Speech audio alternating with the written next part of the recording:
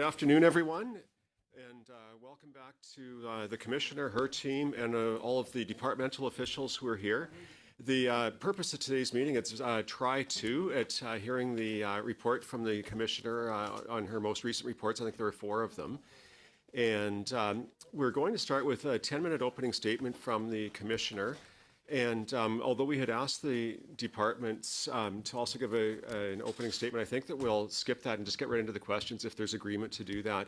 We have 1 hour for this portion of the meeting.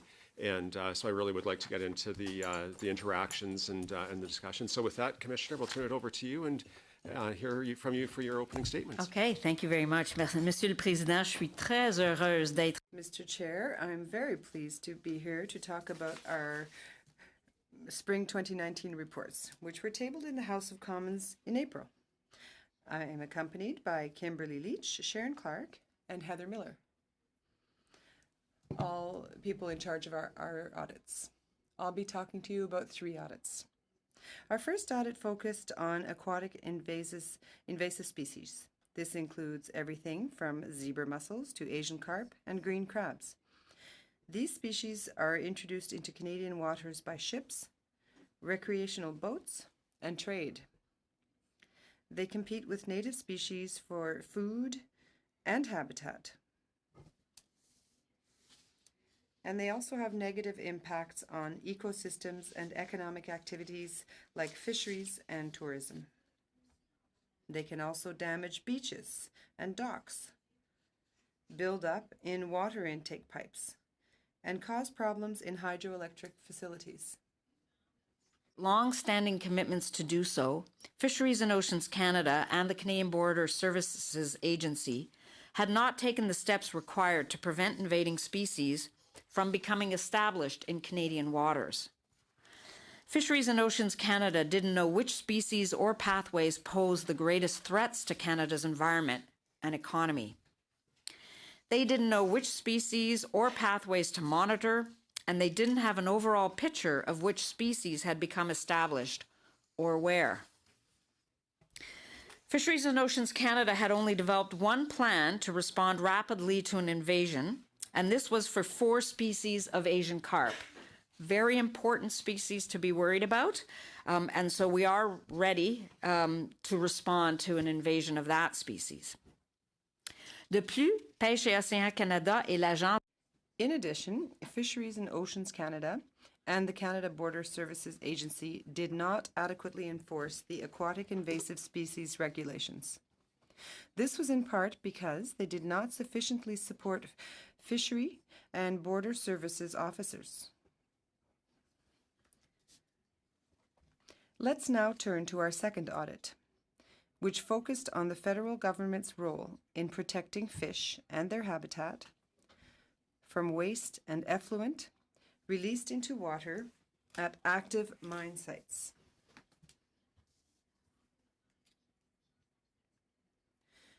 Environment and Climate Change Canada and Fisheries and Oceans Canada determine whether a natural water body can be used to store waste from mines. We found that the departments adequately reviewed storage options, consulted local and Indigenous communities, and did not authorize any deposit unless the mining companies met all the necessary conditions. Metal mines such as zinc, copper, nickel, and now diamond mines are authorized to release certain concentrations of specific harmful substances in their releases of effluent. We found that Environment and Climate Change Canada monitored the environmental effects of this effluent on fish. They provided technical guidance, they collected and verified the information, and they used this data to introduce stricter effluent limits. Reported high compliance with effluent limits by metal mines. However, we were concerned that the department's reporting was not comprehensive because it did not have complete information for roughly 1/3 of the mines. We also recommended other improvements, including that public reporting about environmental effects provide the location of mines, and that measures be considered when environmental monitoring shows that effluent is affecting fish, for example, through changes in growth rates. We examined the oversight of non-metal mines as well. These include potash, coal, and oil sands mines. Environment and Climate Change Canada did not consider the risks of non-metal mines to decide how often and which sites to inspect. We found that non-metal mines were inspected less frequently than metal mines. In our view, inspecting non-metal mines regularly is important because these mines are not authorized to release any effluent that may be harmful to fish or their habitat. I will now turn to our last two reports, which focused on subsidies to the fossil fuel sector. The first deals with tax subsidies and the second with non-tax subsidies, such as grants or loans at favorable rates. This issue is important because Canada and other countries have committed through the UN and the G20 to phase out inefficient fossil fuel subsidies. Autant pour environnement et changement climatique. For both Environment and Climate Change Canada and Finance Canada, we found that their definition of inefficient was so broad that it could not guide their work. We found that Finance Canada's assessments of whether tax subsidies were inefficient focused almost exclusively on fiscal and economic considerations. They did not include adequate consideration of social and environmental issues. We found that Environment and Climate Change Canada's work to identify inefficient fossil fuel subsidies was incomplete. The department considered only 23 of over 200 federal organizations to compile an inventory of potential non-tax subsidies. It did not include all regulatory organizations with mandates in the fossil fuel sector, nor did it include all research granting organizations. It also did not include publicly funded projects that were designed to, for example, increase production of fossil fuels. These four reports conclude my time as the Commissioner of Environment and Sustainable Development, as I will be leaving the position in the fall. It has been an incredible honor to serve you in this role. J'espère que les parlementaires. I hope that parliamentarians and Canadians find these reports and recommendations useful and worthy of follow-up now and in the future. We'll be pleased to answer any questions you have. Thank you very much. Merci beaucoup. Excellent. Thank you so much for that overview of the four reports. With that, we will jump into the questions that we have. And I'm sure that the departments and your responses that you have may be able to provide some of the responses that you would have had in your prepared statements as we get into the discussion for the next 50 minutes or so.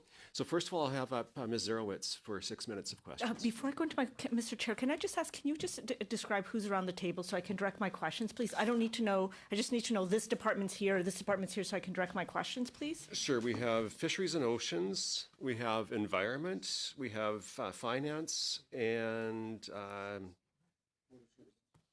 Canadian Border Services. Yes, I knew I was missing another one. So those are the four groups represented here today. I don't think I missed anybody, right? Okay. Thank you. Just because we have so many people. So I want to say welcome to all of you and thank you for the excellent presentation. We are going to miss you this fall and thank you so much for all your wonderful work. In my riding of Davenport, I hold way too many climate action town halls. And I will tell you, one of the things that comes up all the time is our fossil fuel subsidies and whether we could be going fast enough. So I'm going to direct, because I only have 6 minutes, I'm going to direct my questions to that, if that's okay. I have one question for Ms. Gelfand, and then I'd like to direct my questions, I think, to finance after that. You indicate that there seems to be we found that Finance Canada's assessments of whether tax subsidies were inefficient focused almost exclusively on fiscal and economic considerations, but didn't adequately consider social and environmental issues. Can you just explain that to me, just so that I can better direct my questions after this? If you think of sustainable development, you usually think of three legs to a stool. You look at things from an economic perspective, a social, and an environmental.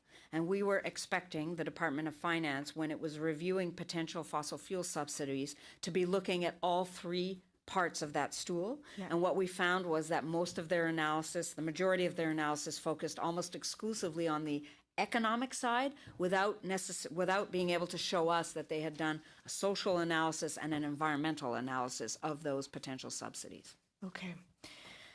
Okay, so thank you. So when I ask quite often to officials, where are we at with fossil fuel subsidies and eliminating them? And so the response I get is that we've eliminated 7 out of 8 inefficient tax fossil fuel subsidies, so 7 out of 8, and we're trying to define inefficient non-tax fossil fuel subsidies. That is the answer that I get. I had a panel discussion in my writing, and I asked the panels. These are, people that are experts in the industry. They're professors. They are lawyers who work a lot in this area. And I said, can we move faster on eliminating fossil fuel subsidies? And they have said, yes, we can.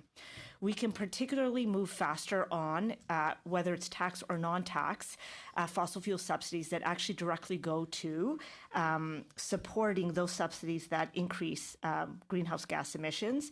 To eliminating fossil fuels subsidies that that are subsidizing greater greenhouse gas emissions. So I guess my question is, in my writing, they just want to hear that we are 80% of the way there as opposed to 100% of the way there. And I want to be able to respond back to them about why it is that we're not able to move faster on eliminating these fossil fuel subsidies. I don't know who I'm directing it to because I know we've got lots of people here. So where's the finance officials here? Okay, sorry. Yes, thank you. Thank you. Sorry, yes. Well, thank you very much for the question. I think on the tax side, and I'll speak to the tax side, maybe colleagues from environment will wish to speak to the non-tax side. Over the past decade, governments have eliminated or phased out, rationalized 8 out of 9 income tax fossil fuel subsidies. Right. So that by our assessment, there are 9 subsidies, and we define a subsidy by reference to, is it a tax expenditure? So every year we publish a report and table it in Parliament, which deals with all tax expenditures, and that identifies those that are specific to the fossil fuel sector. So 8 out of 9 have been rationalized. So what's the last one that's not been eliminated? Well, the last one, I mean, and just to recall that the commitment to the G20 is to rationalize, phase out inefficient fossil fuel subsidies. So there is another tax expenditure, which is flow-through shares, which is not exclusive to the fossil fuel industry, which essentially provides a mechanism which assists corporations in obtaining financing. That applies to the mining sector, to the fossil fuel sector, as well as the clean energy sector. So that's the one remaining tax expenditure that is somewhat specific to the fossil fuel sector. Now, we've continue to look at that to determine whether it's inefficient. There are reasons for that measure across a number of sectors. When we say inefficient, are you saying that it's actually used to expand extraction, or is that what it means? Well, the question of inefficiency. Unfortunately, I have like 3 minutes or 3.5 minutes left. Unfortunately, it's not something that's susceptible to kind of a simple definition. Yeah. What we do is when we assess inefficiency or efficiency of a measure, we look at things like the need for policy intervention, whether it's relevant. We look at whether it's effective in achieving its stated objective. We look at the compliance costs associated with it. So, I have 30 seconds left. So, for me, and I don't know if you can actually submit to this committee, but I'd really like to understand why it is that we're not able to eliminate this last one. And on the non-tax inefficient fossil fuel subsidies, how come we're not further along in terms of eliminating them? And if you can't respond in the 30 seconds left, if you could please submit something to this committee. I have a lot of representatives, a lot of people my writing that are demanding answers to this, and I'm not able to get answers to it. I'll try to do this in 30 seconds. So Thank you. very, very, very quickly, the Department of Environment has done a very extensive review. We identified 36 programs that could potentially be subsidies, Yeah. concluded that 4 of them were, but none of them were inefficient. But I think probably the key thing is that Minister McKenna launched a consultation in early April, just to, I think in her words, ensure that we've got it right. It's a very important exercise, and that consultation will wrap up on June 30th. Okay, but we're still on track for eliminating all by 2025. We're trying to do that earlier. The leader's commitment is by 2025. That's right. Thank you. For our guests, we do have some new departmental officials who may not have been here before. We use a card system. Yellow card means 1 minute left. Red card means you're out of time, but finish your thought, and then we'll move on to the next person. With that, Monsieur Gaudin, you have 6 minutes. Merci, Monsieur le Président. Ce n'est pas... Thank you, Chair.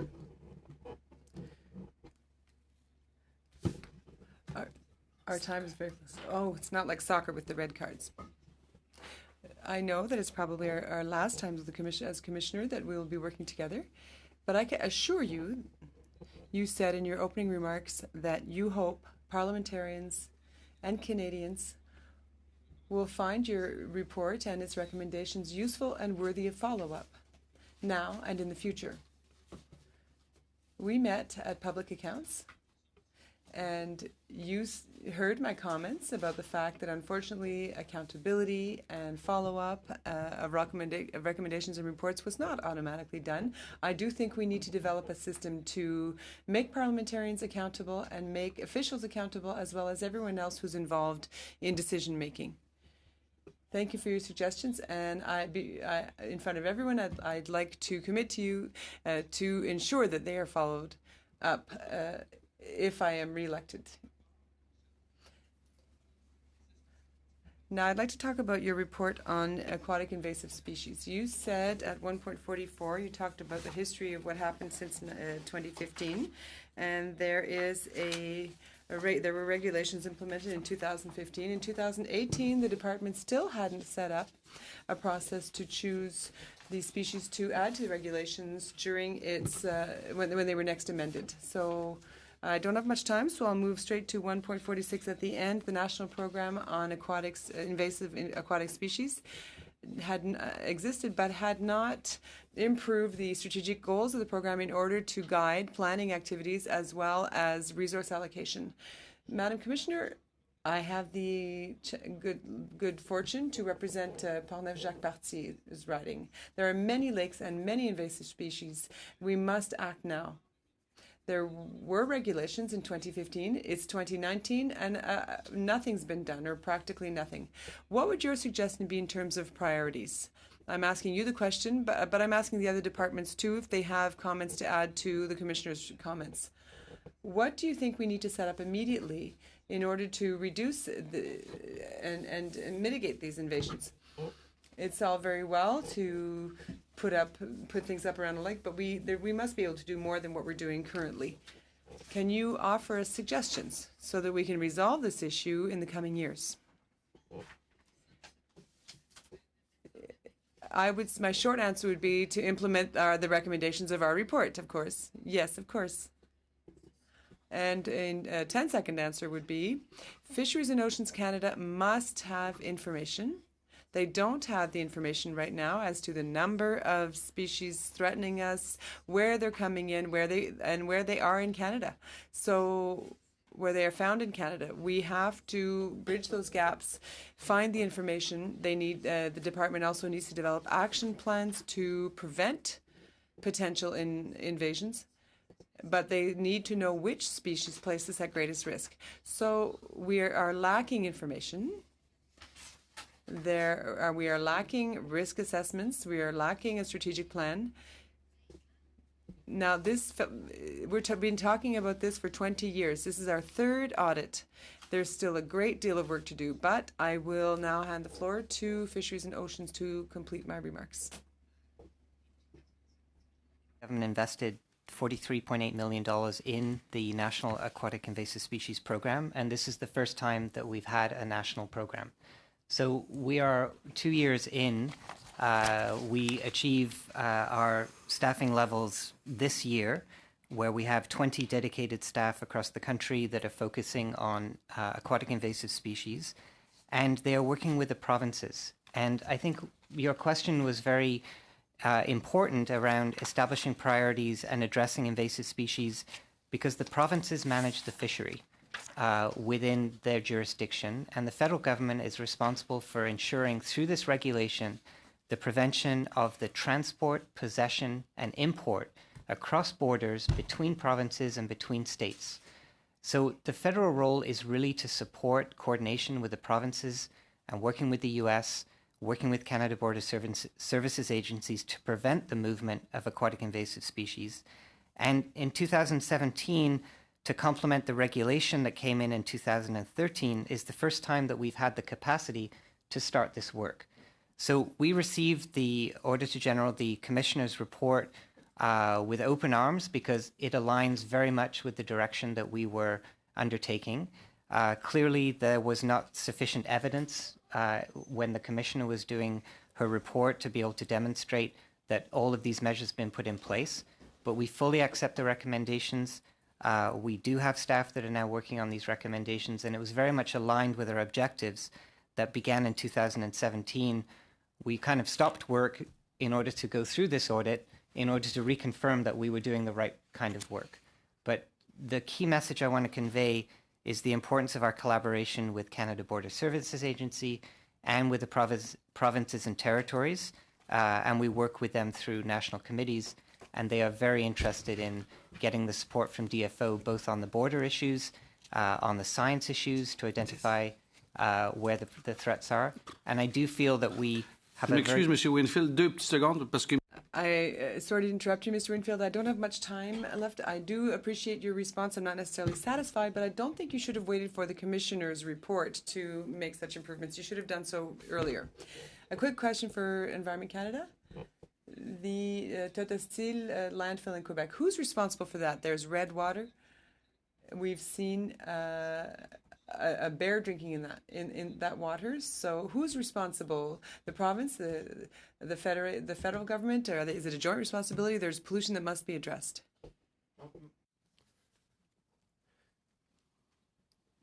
Hi, it's Heather McCready from Environment and Climate Change Canada. I'm the Deputy Chief Enforcement Officer. So like many things to do with water, it's a shared jurisdiction between both the province and the federal government. Donc c'est les deux. Okay, thank you. Mr. Stetsky, over to you for your 6 minutes of questions. Thank you, Commissioner. Good to see you. Unfortunately, I guess perhaps for the last time. So I'll direct my questions to you and you can redirect them appropriately. So my riding is Kootenay, Columbia, located in southeastern British Columbia, and my question is for Fisheries and Oceans. I was regional manager with the BC Ministry of Environment, responsible for fish and wildlife, 2002 to 2009.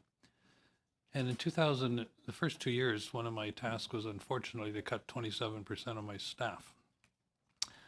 So I had to make decisions whether to keep fish biologists or wildlife biologists. At that point, Fisheries and Oceans Canada had staff in the Kootenays. They had 5 staff.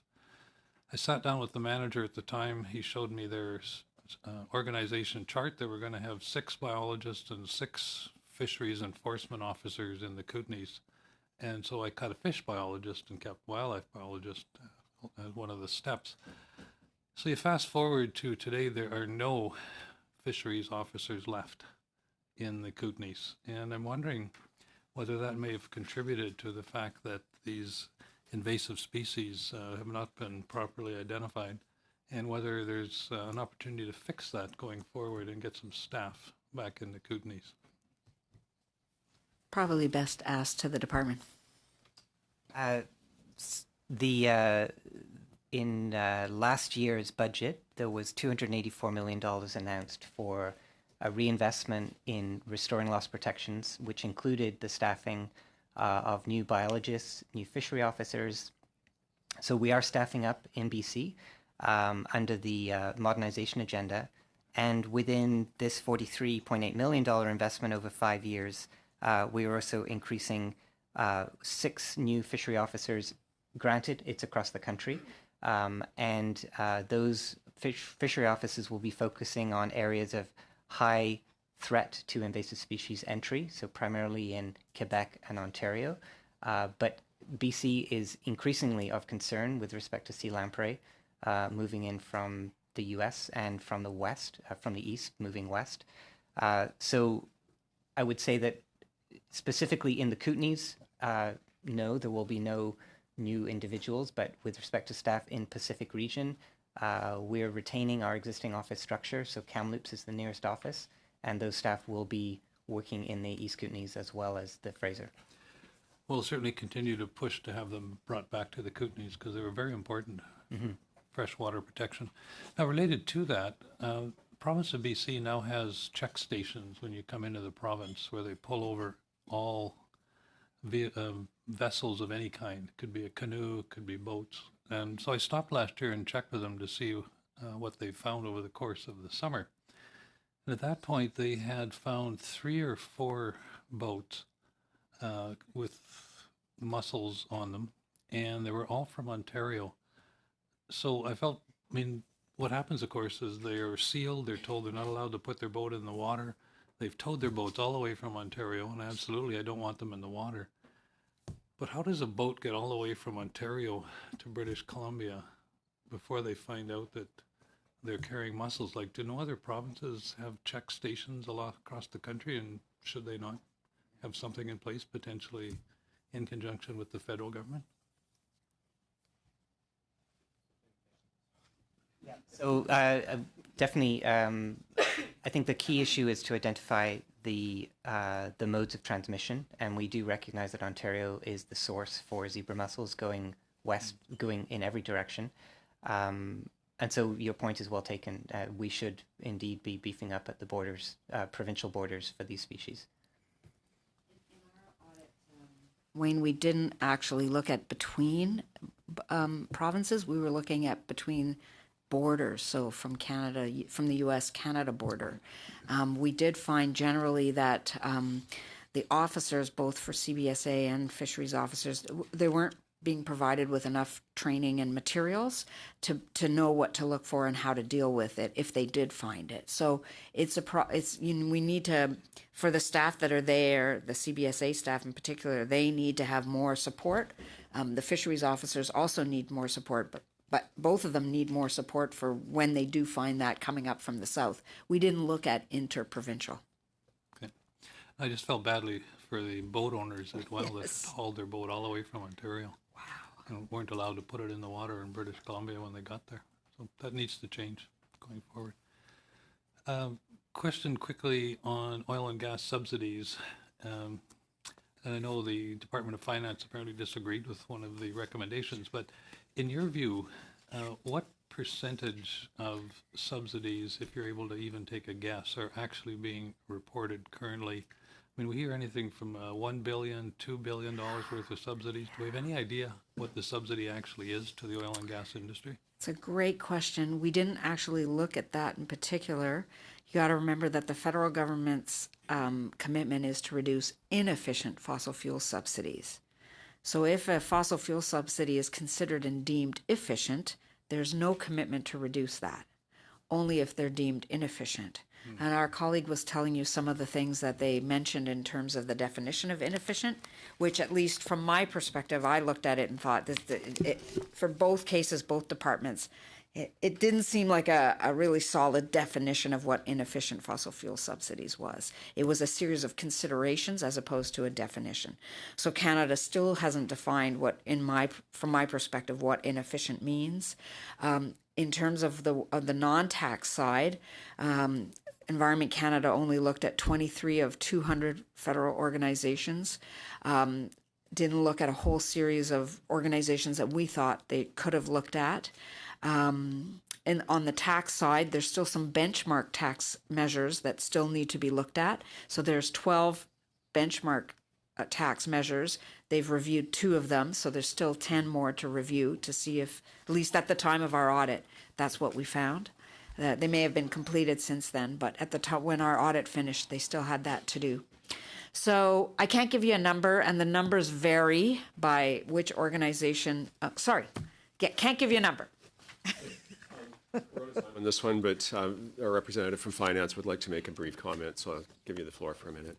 Yeah, just to clarify, I think the Commissioner did clarify at the end, but as of the time of the audit in June 2018, we had looked at 2 of the benchmark measures. Our commitment was to look at them by the end of 2018, and we met that commitment. Okay, thank you. Mr. Fisher, you have 6 minutes. Thank you very much, Julie. I'm sorry to see you go, our last time together, but thank you for the last 3.5 years of, well, 3.5 for us. Oh, 3.5 for you, yeah. For those guys, I was around as well. Tunicates, big problem in Nova Scotia. Minister Bernadette Jordan's riding of South Shore St. Margaret's is home to very popular and preeminent mussel farms. Mussel farms in the South Shore have been dealing with invasive tunicates, attaching themselves to the mussels and hurting and destroying businesses. The socioeconomic risk seems very, very high. Now, I'm concerned in your report that it says DFO did not implement adequate measures to prevent invasive species from becoming established in our waters. I'm not sure if you want to comment on that or if I want to go directly to Mr. Winfeld. Do you have a comment on that portion of your report?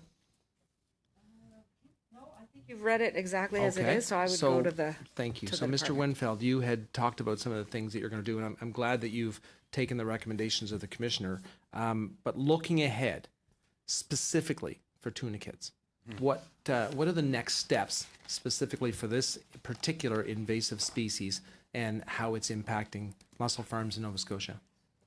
I would say that tunicates are one of the more challenging species to manage because they are coming in various ways, but on vessels, and we have seen barges and boats coming in with tunicates attached to them. So it's just a very challenging species to manage. That being said, it is one of the priority species, and the recommendation of the commissioner was to identify what those priorities are. So we will be looking at how do we control tunicates? What are the options available to us? The regulations allow it to take place. So we have the authority, we have the tools. I think the question is around the methodology, which doesn't harm other commercially or ecologically valued species. That's the best I can give you at the moment. Thank you. Move to Environment and Climate Change Canada. 23 of over 200 federal organizations were considered during the report on the non-tax subsidies. How, I think the commissioner may have touched on this, but how do you pick and choose which organizations are reviewed? The question, we focused on departments and agencies which had the highest likelihood of having programs that could potentially be fossil fuel subsidies. If you look at the entire list of 201 departments and agencies, there's many that clearly would have nothing to do with fossil fuel subsidies. You know, Bank of Canada Museum, Canadian Judicial Council, various museums and dairy commissions and things like that. So we really started by trying to focus in on the departments and agencies, which would likely have programs. And I think that's another important point. We weren't looking for one-off payments that may have happened at some point in the past. We were looking for programs that could be ongoing programs. So we feel that we would have caught the vast majority that would meet that definition. So that's going to allow us to meet our commitments to the G20? Yes, that's our belief. Okay, so you feel confident that there's not going to be 88% of the out there that might have a few in there? I guess what I'll say is this sort of comes back to the announcement that Minister McKenna made for the public consultation that's going on until the end of June, was to give, because it is an important issue, was to give the public a chance to have a look at our approach, have a look at our framework, have a look at our findings and comments. So I guess I would just say, you know, potentially there will be points raised that could lead to a reconsideration. Okay. Back to the commissioner for a second. We were supposed to be seeing you on April 8th, but of course it was changed to today. You have had a little bit of time now to, you know, people have been able to ruminate on your reports. What's the response been from all the departments now that the reports are public within the last 2 months since they were released? I haven't received any directly to me. So other than the one that the Department of Finance. Well, I just heard that they've completed some of it, so that's great. I was aware of some of the announcements that Minister McKenna, for example, on the consultation, but I haven't received any specific specific information. We did get a phone call from somebody who said that one of the ones that was missing was the National Energy Board, for example, which was through their accounting system of the charge that they were putting on the oil that was going through the pipes. It was, in their view, a subsidy and potentially inefficient. So that's the kind of example of the things that might get caught with the public consultation. Have you seen any concrete action on any of your recommendations from any of the departments in this room yet? We don't assess that. Yeah, we haven't assessed that. Okay. You guys can. That's how much your time job. do I have? Okay, as the outgoing commissioner, thank you again. Do you feel that we're moving in the right direction with the recommendations you've made over the past 5 years? That's a very broad question. I only had 30 seconds. What I would say is, and I've said this in my opening statement in the chapter 0 that I write, is, for example, today we're having 1 hour on 4 reports. If this was in front of the Public Accounts Committee, which is where the Auditor General's reports go, they would receive 2 hours per report, and we could get into nitty-gritty details. So one of my big recommendations was that the report should continue to come here, but both the Auditor General, the former Auditor General, and I believe that the report should also go to the Public Accounts Committee, where they would do a very deep dive. The problem is that this isn't the committee's job just to hear my reports, while as Public Accounts, that's all they do. Gotcha. Thank you. Thank you. Well, thank you, Commissioner. It's great to see you here again, and I wish you well in the next season of your life, wherever that will take you. What I've appreciated about you is your willingness to be frank. You don't pull any punches, and I do note that you're surrounded by departmental officials, and you're still pretty brutally honest in your comments. So I do want to get into that. And the first issue I wanted to touch on is invasive species. Invasive species is not a new issue in Canada. We've had this for decades and decades and decades.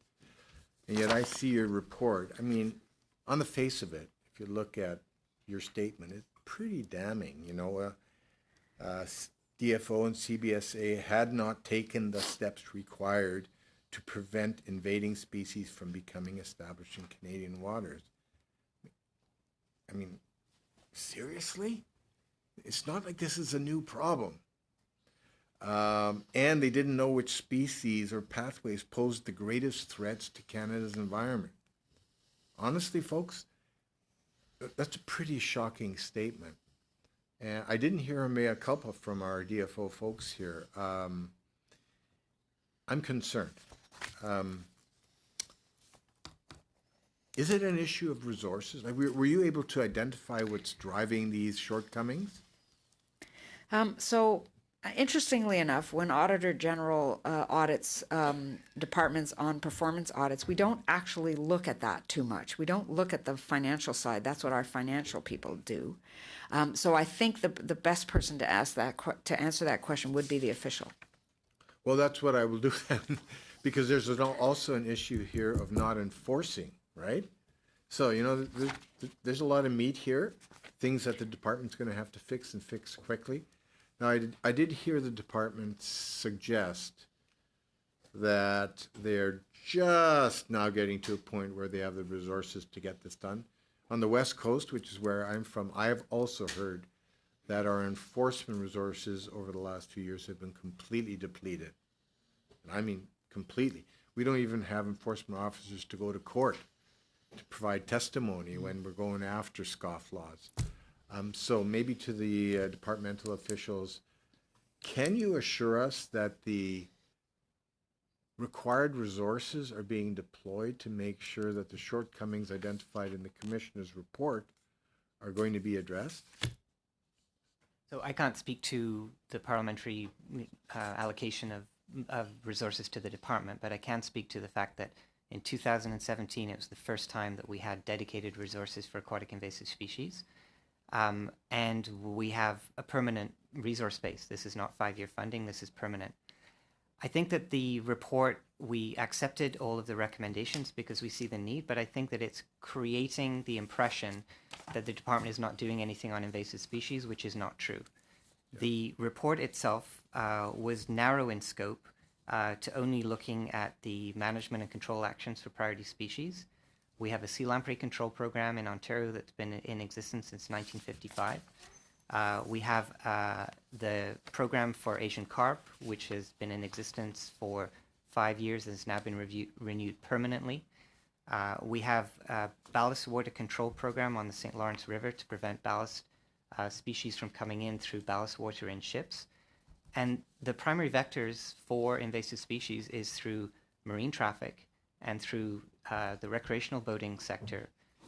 We have science reports that show where the vectors are and what the threats are. I think the commissioner's observations was that it hasn't been formalized and standardized and incorporated into the DNA of the department, if you will. And that's where we're at now, is to recognize that in a world of climate change, changing species and the movement of these species with increasing trade, we have to control the borders, we have to control the movement of vessels. And we know all of this stuff, and we now have staff that are thinking about this full time. So I can only speak to how we allocate our current resources. Your points are extremely well taken in terms of the level of public concern and the increasing rate of change that's occurring with respect to invasive species. And our collaboration with the provinces and CBSA is absolutely essential. But from a resource capacity, this is managing threats, and we're making a prediction about how quickly they can come. We're doing the best with what we have. And if it's believed that more should be done, then we will do more, for sure. Right. Ms. Gelfand, you've heard that they've accepted all the recommendations. As far as you know, are they actually following through on the recommendations? So there's two ways of doing that. One is for you as parliamentarians to ask them to come to you with an action plan and come in front of you, as you are doing now. And the second way is by doing another audit on this topic, which we won't do right away, but we could do in the next 4 to 5 years. But you won't be around to do it. It'll be somebody else. But you guys will be here. Yeah. Well, I'm glad Some of you. I'm glad you're confident. One last question. That is to do with the subsidies, both the tax and non-tax fossil fuel subsidies. When I go to door to door, I don't hear questions about this, quite frankly. It may be different in Julie's riding, but in my riding, it's not. But it is an important issue because we have G20 and UN commitments that we've made, and Canada should be living by its commitments. Now, I want to get back to the issue of inefficient, and I'll go to Mr. Marcelin again. How do you define inefficient? Because it's pretty clear that there is some confusion over whether we're actually addressing the issue in accordance with the commitments we've made internationally. Well, quite frankly, unfortunately, I don't think it's a concept that's susceptible to a simple, singular definition. The department's approach, and we document this approach, is to look at a broad spectrum of considerations and weigh those considerations. So as I mentioned, they deal with effectiveness, relevance. They deal with whether alternative delivery mechanisms to achieve the same objective will be better. They deal with the cost. We look at gender considerations and so on. We have a whole list of considerations now, some of which are going to be more relevant in certain circumstances than others, but it's a question of identifying all of the relevant considerations that go towards efficiency, bringing forward an assessment of those, and to determine whether it's inefficient or not inefficient. But that's a kind of continuum. It's not, you can't do a binary assessment on that because it just requires a complex analysis of a range of considerations. Every country will be different. They'll be analyzing it efficiently different, right? Over the time, but I think it is important to have clarity around the scope of considerations, and that's what we attempt to do. All right. We're going to go over to Mr. Pescasolido for your 6 minutes of questions. Mr. Chair, thank you. I'd like to follow up actually with both Mr. Fast and Ms. Zerowitz's discussion of efficiency tax subsidies. Efficiency, if something's efficient if you produce more with less. And but you have two goals here. You have a goal of expanding the economy in certain sectors, which will actually be inefficient in the sense that it's going to produce more pollution. So how do you then deal with the contradiction. If a subsidy is efficient in the oil and gas sector, it means you produce more oil and gas with less. But for environmental purposes, something that is efficient is actually inefficient because you want to produce less of that stuff. Am I being kind of too simple and too binary? I don't think so. I think any intervention leads to a distortion. Now, that might be a distortion that you're trying to achieve, right? So, for example, let me give you an example of the government decided in Budget 2019 that it wanted to encourage businesses to acquire zero-emission vehicles. So it allowed immediate write-off. Now, that there's a clear objective there. We can measure the reduction in cost of acquiring those, and we determined that we look at that, and there are efficiencies and inefficiencies in that. But on balance, we consider that to be an efficient tax measure to achieve a very clear objective, which was encourage the purchase of zero-emission vehicles by businesses. Okay. I think when we look at the fossil fuel subsidies, we have to measure all of the costs and benefits associated with that, and on balance, is that efficient or inefficient in achieving the objective? So I'll move over to Madam Commissioner. It's great to see you again, and I too echo the statements of everyone that good luck in your next endeavor, and I'm sure you won't need that luck. The question I have for you on the issue of a subsidy, do you think that the various departments are using the same variables, and do you think they're using the correct variables in defining what is efficient and not efficient? From my recollection, I'll just look at Heather. I believe the definitions are pretty similar. The considerations are very similar for inefficient, for the definition of inefficient. Personally, when I looked at the definition of inefficient, I found this list of considerations to be so broad that it's meaningless. Right, and so it's what our colleague said sounds right to me, except that it depends what you're looking at. Are you only looking at the fiscal and economic efficiency, or, as you asked the question, are you looking at the environmental and social inefficiency? So we found the definition to be, from our perspective, when you read it, it's on page 3 of one of the reports. I read it and think, I don't know how this is a definition of inefficient. It's so broad, I don't know how it helps you do your work. Hopefully they can do it. So that's the part on the sorry, and the second part of your question was? You've dealt with I've answered. Okay, great. Dealt with it. I'd like to move back to Mr. Winfield. I, too, like Mr. Fass, am a member of Parliament of a riding in BC. We had a situation of invasive species in Steveston, and it was quite dangerous.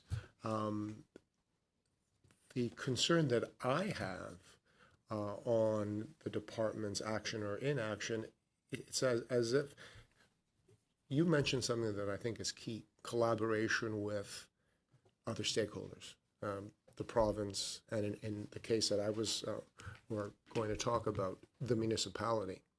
But it took 3-4 months to get your officials in BC involved, because everyone seemed not to want to get involved because they were saying, well, it's not my jurisdiction because it's, for a variety of reasons, it's not my jurisdiction. Is there a managerial directive or something that can be done to make sure that doesn't happen? Because I'm assuming that's not the situation in Steveston wasn't the only case where you're dealing with a municipality and a province. The species, if I may ask. It was a species from Brazil. I apologize. I don't remember. But it was an invasive aquatic species. Correct. And it had gotten loose in the ponds off of Gary Point Park in Steveston. And if action hadn't been taken, it could have moved pretty quickly. Right. So my frustration and the frustration of the local folks there is that no one wanted to get involved, and we were pushing, and finally working through someone in the minister's office, we were able to get the officials on the ground to get involved. And our view was and is just echoing a bit of what the Commissioner has written in some of the reports, that the role of the department is to oversee and bring folks together. Yep. No, I completely agree, and I won't get into the specifics of that case, but I would say that the whole role of coordination with the province is in order to do rapid response. One of the key issues with an invasive species is to be able to move into immediate action, assess the threat, look at the risk of that actually colonizing an area or reproducing, and then take action. So we have very good working relationships with the province of BC, but your points are well taken, and we will take them back in terms of the speed of action that's required. Thank you. Thank you. Thank you, Mr. Chair. Monsieur Godin, over to you. Thank you, Chair. My question is for Fisheries and Oceans Canada. Earlier, you told my colleague Darren Fisher that you had the authorities to meet needs. You also said previously that you'd had $43.9 million in 2017. That's what I understood. That would have been invested to equip the department with a team responsible for invasive aquatic species. That's what I understood from your testimony. Now, the problem in allocating governmental responsibilities, it's always a problem because various departments will say, well, if you want us to add in work such as prioritizing invasive aquatic species, then give us more funding, because with the teams we have in place, we're unable to do all of that work. You have to understand that these are phenomena that are continuously evolving, and I think that as a department and as a government, we must adjust to new realities when they come upon us. They have existed for many years, these species, but I think that they've become increasingly invasive more recently. My question is quite simple. I've only been an MP since 2015, so there may be things that I don't understand. I was in the private sector before becoming an MP. If we have a priority, we'll set aside something else that's less of a priority, that has been sidelined for the time being, if you'll allow the expression. Then we'll take the resources that we have and allocate those to the new priority. My question is simple. Are invasive species a priority currently? I don't get that impression in reading the Commissioner's report. In the specific areas where they exist, our focus has been on Asian carp, zebra and quagga mussels, European green crab, sea lamprey, tunicates, and smallmouth bass. So those have been identified as the priority species that we're working on at the moment.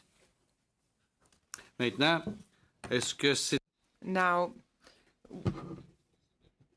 did the $43.9 million make that a priority? Did you reassign your teams, or did you just add to their workload? Can you just play with section modules in your department to create new priorities? We have augmented funding. We have new funding, which has allowed us to have full capacity to do the work.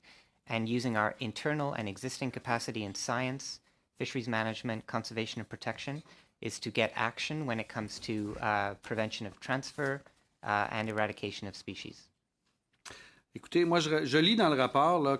I can read in the report that in 2018, the department still hadn't set up a process to choose which invasive species would be added to the regulations when they were next amended.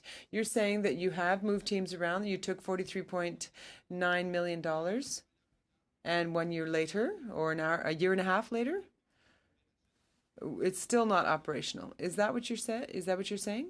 Not exactly, because the regulations do exist. There are several species already on the list. What the Commissioner mentioned is that there is a process to lengthen the list in the regulations. That's a process that we have begun with the provinces to ensure that if there are new species added, if there are new species appearing, we can add them into the regulations, which means that, but the list is comprehensive at this time. So it's constantly evolving. Yes. All right. I'm half satisfied by your answer.